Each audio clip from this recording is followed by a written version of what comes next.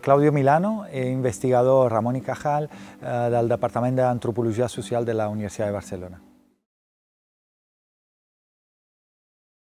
Bé, quan parlem de política turística, quan parlem de planificació, quan parlem de començar a planificar turisme a un territori, moltes vegades territori petit, territori rural o territori amb no fluxes turístiques molt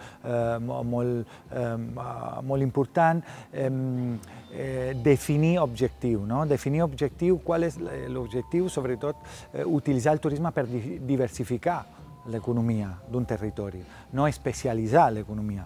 El problema normalment amb el turisme són quan comencem amb l'especialització turística i econòmica d'un territori.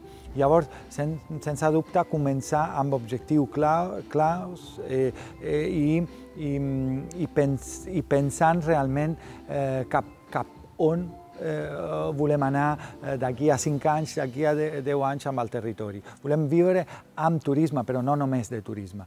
Llavors és important pensar la planificació en lloc de la promoció, és a dir, l'error de la P, no pensar la promoció turística i la promoció d'atractiu en lloc de pensar a planificar un territori, a planificar destinacions. Llavors és important planificar i per planificar necessitem el sector que tenim al territori, el sector privat, a diferent escala del sector públic i la societat civil, associacions, fundacions, plataformes que tenim que, sin dubte, poden retroalimentar el procés de planificació de diagnòstic que tenim al territori.